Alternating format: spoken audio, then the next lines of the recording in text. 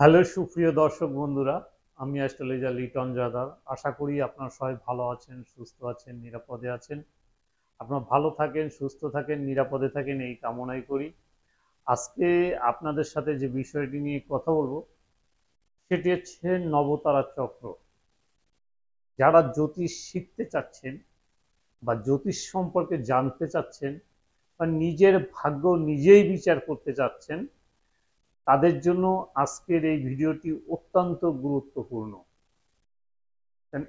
এই নবতারা চক্র যদি আপনার জানা থাকে তাহলে আপনি সহজেই বুঝতে পারবেন যে আপনার কোন গ্রহটি খারাপ রয়েছে এবং সেই অনুযায়ী আপনি প্রতিকার করতে পারবেন এবং কবে আপনার টাকা আসবে, কবে টাকা আসবে না, প্রতিদিনের রাশিফল আপনি এখান থেকে বিচার করতে পারবেন খুব সহজেই।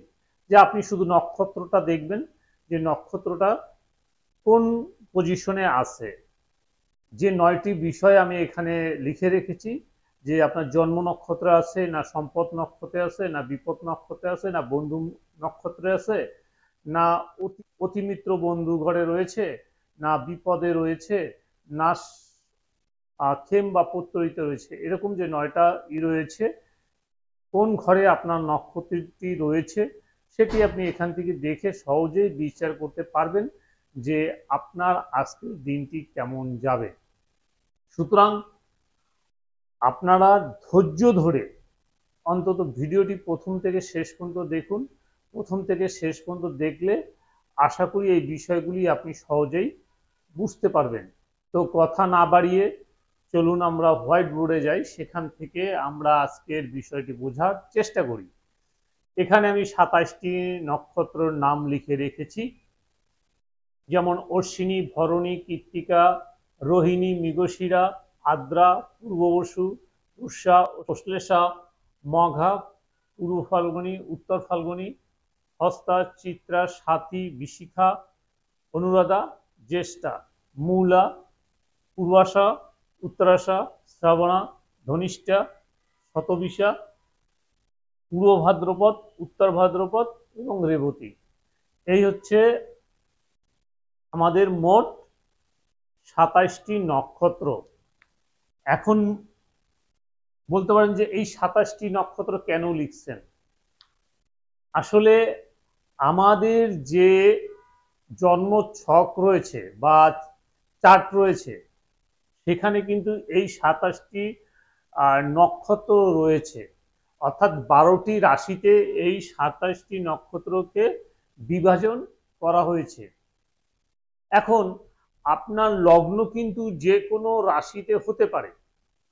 এখন যে রাশিতেই আপনার হোক না কেন, প্রতিটা রাশি কিন্তু ৩টি করে নক্ষত্র পেয়ে থাকে।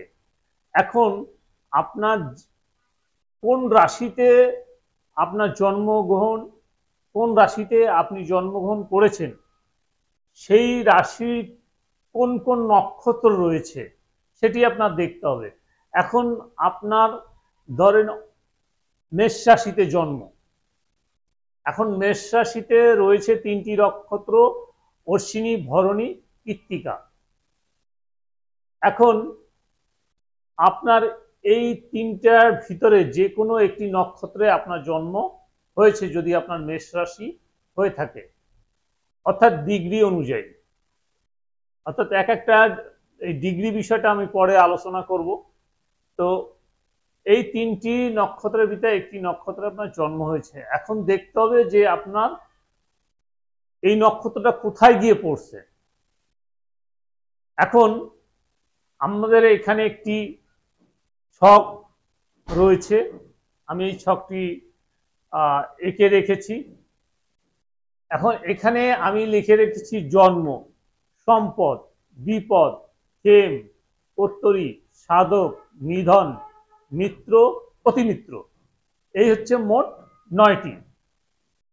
এখন আমাদের গ্রহ রয়েছে ২৭টি। তাহলে এটি আমরা কিভাবে বিভাজন করব। তাহলে জন্ম নক্ষত্র হচ্ছে ১, সম্পদ হচ্ছে 2, অর্থাৎ এই অশ্বিনী হচ্ছে ১, ভরণী হচ্ছে ২, এইভাবে আমাদের লিখতে হবে 3, 4, 5, 6, 7, 8, 9। অর্থাৎ এখানে দেখলাম আমরা অশ্বিনী, ভরণী, কৃত্তিকা, রোহিণী, মৃগশিরা, আদ্রা। তারপর হচ্ছে পূর্ববসু, পুষ্যা, অশ্লেষা। এই হচ্ছে আমাদের মোট 9টি নক্ষত্র। এবার আবার যাবে 10, এখানে চলে আসবে। এখানে হচ্ছে 11, তারপরে 12, 13, 14, 15, 16, 17, 18। তাহলে 18, এখানেও 9, এখানেও 9 হয়, 8 আর 1 যোগ করলে হয় 9। 9 পরে কত?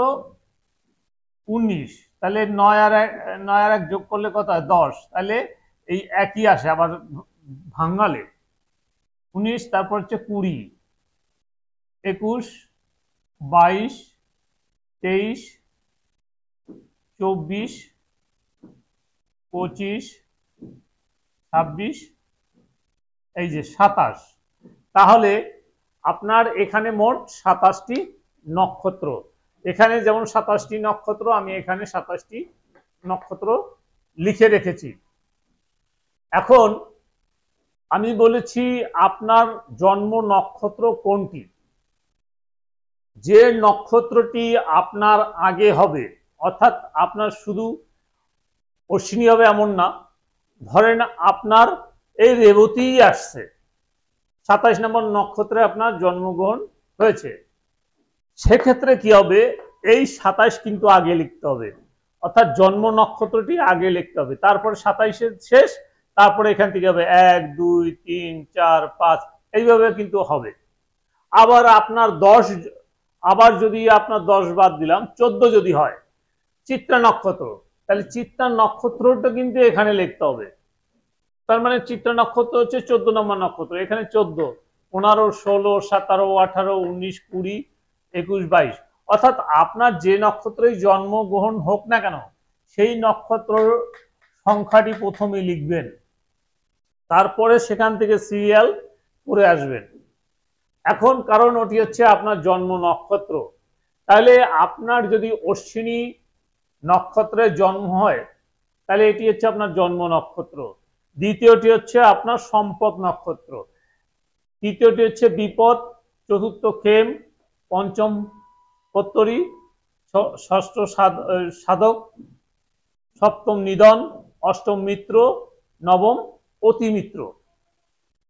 এখন আপনাদের বলবো যে কি করে আপনারা বুঝবেন যে আজকের দিনটা আপনার ভালো যাবে না খারাপ যাবে। যেমন আপনার কিন্তু এটি কিন্তু ভালো, জন্ম নক্ষত্র, সম্পদ নক্ষত্র ভালো, বিপদ খারাপ, তারপর নিধন খারাপ, মিত্র, অতিমিত্র এই দুটি ভালো, তারপরে আপনার হেম পত্তরী খারাপ। তা এখানে আমরা 3টি নক্ষত্রের ইয়ে পেলাম খারাপ, অর্থাৎ বিপদ, পত্তরী, নিধন। নিধন অর্থ হচ্ছে মৃত্যু। তাহলে এই 3টি নক্ষত্র যখন আসবে তখন কিন্তু আপনার সেই দিনটি খারাপ যাবে। অর্থাৎ প্রতিদিনে কোনো না কোনো নক্ষত্র আপনার জন্য থাকবে, অর্থাৎ চন্দ্র তো সবসময় ঘূর্ণয়মান থাকে, এই চন্দ্র কোন নক্ষত্র অবস্থিত সেই নক্ষত্র অনুযায়ী সেই দিনটি চলে। তাহলে আপনার যেদিন সম্পদ নক্ষত্রে পড়বে সেদিন আপনার অবশ্যই অর্থ সংযোগ আসবে, আপনার কোনো না কোনো দিকে দেখাচ্ছে আর্থিক যে উন্নতি সেটি আপনার জীবনে ঘটবে। যেদিন বিপদ নক্ষত্রে আসবে সে আপনার জন্য, সেদিন কিন্তু আপনার সতর্ক থাকতে হবে, বিভিন্ন ঝামেলা আপনার জীবনে আসতে পারে এবং সমস্যার সৃষ্টি হতে পারে। এই জন্য এই বিপদ নক্ষত্র যখনই আসবে আপনার জন্য, তখনই আপনি সেভাবে আপনি সতর্ক হবেন। তো এভাবে আপনি দেখবেন যে এই যে খেম, এটিও ভালো, এটিও যদি আপনার আসে সেটাও ভালো, প্রত্যরী আসলে সেটি খারাপ, সাধক আসলে সেটিও আপনার জন্য ভালো দেখাচ্ছে। ওই দিন আপনার কোনো ধর্মীয় অনুষ্ঠান হতে পারে, বা কোনো ধর্মীয় অনুষ্ঠানে আপনি যেতে পারেন, বা ওই দিন আপনি নিজে নিজে আপনার যে ভিতরে যে মন্দতা রয়েছে, যে পাপ রয়েছে, তার জন্য আপনি অনুশোচনা করতে পারেন। অর্থাৎ সাধক,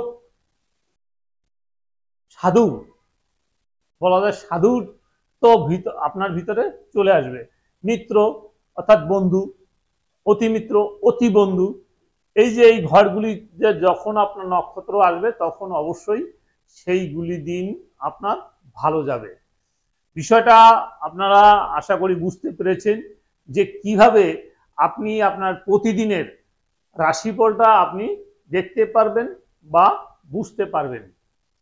এই জন্য নবতারা চক্র একটি গুরুত্বপূর্ণ চক্র, যে চক্রের মাধ্যমে আপনি আপনার প্রতিদিনের রাশিফল দেখতে পারবেন এবং দিনটি কেমন যাবে।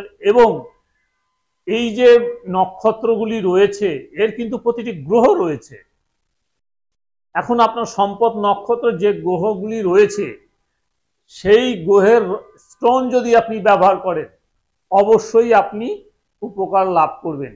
এতে আপনাকে মানে সাহায্য করবে, সেই রত্নগুলি আপনাকে সাহায্য করবে। যেমন আপনার মিত্র, যারা আপনার শত্রু রয়েছে, রয়েছে, আপনি এই রত্ন, এই যে মিত্র ঘরের যে সংখ্যাগুলি রয়েছে, এর যে নক্ষত্র রয়েছে, নক্ষত্রের যে অধিপতি রয়েছে, সেই অধিপতির যদি আপনি রত্ন পড়েন অবশ্যই আপনার সাথে তাদের একটা মিত্রতা সৃষ্টি হবে, এটি আমি গ্যারান্টি দিয়ে বলতে পারি। সুতরাং আজকের আলোচনায় আপনাদেরকে বোঝাবার চেষ্টা করেছি প্রতিদিনের রাশিফল কিভাবে দেখতে হয়, অর্থাৎ নবতারা চক্রের মাধ্যমে কিভাবে রাশিফল দেখতে হয় সেটি আপনাদেরকে বুঝাবার চেষ্টা করেছি। আশা করি আপনাদের ভিডিওটি ভালো লেগেছে। যদি ভালো লাগে তাহলে একটি লাইক, একটি শেয়ার, একটি কমেন্ট করবেন এবং পরবর্তীতে কী ধরনের ভিডিও দেখতে চান আমাকে লিখে জানাবেন। আমি সেই অনুযায়ী ভিডিও বানিয়ে আপনাদেরকে উপহার দেওয়ার চেষ্টা করব। পরবর্তী ভিডিও পর্যন্ত আপনারা সবাই ভালো থাকুন, সুস্থ থাকুন, নিরাপদে থাকুন, এই কামনা করে আজকের মতো বিদায় নিচ্ছি। সবাইকে অনেক অনেক ধন্যবাদ।